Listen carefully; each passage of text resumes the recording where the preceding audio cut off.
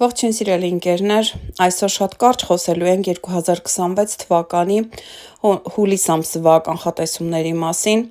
եւ քանի որ ամբողջ ամսվա ընթացքում մեր ինֆորմացիոն մոլորակ Մերկուրին հետ ընթաց է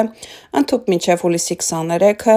ուրեմն այստեղ մեզ անընդհատ անհանգստացնելու են անցյալից մարդիկ, անցյալից խնդիրներ։ Եվ ընդհանուր առմամբ հուլիս ամիսը կարելի է դիտարկել որպես դինամիկ, բայց մի փոքր լարված ամիս, որովհետեւ այստեղ ունենք բավականաչափ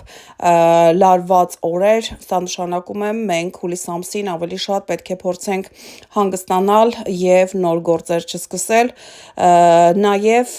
այն բանի շնորհիվ, որ մենք օգոստոսին ունենալու ենք արդեն խավարումների ամիս եւ սա նշանակում է, որ հուլիսին պետք է հոգեբանորեն նախապատրաստվել։ Մի քանի օրեր առանձնահատուկ կնշեմ հուլիս ամսվա ընթացքում, դա հուլիսի 2-ն է, երբ ապագայի ոչ մի ծրագիր չենք կապում,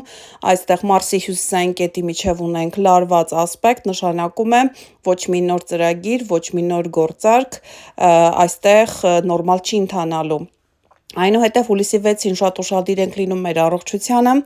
այստեղ ունենք Արևի եւ Սատուրնի միջև լարված քառանկյուն,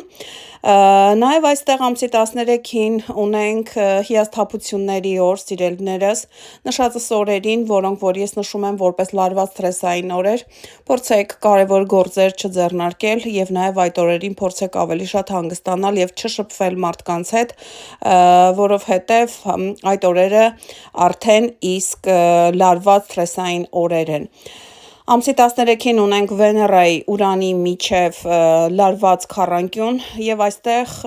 քանի որ Մերկուրին էլ հետ ընթաց է, սա նշանակում է, որ կարող ենք հիասթափություն ունենալ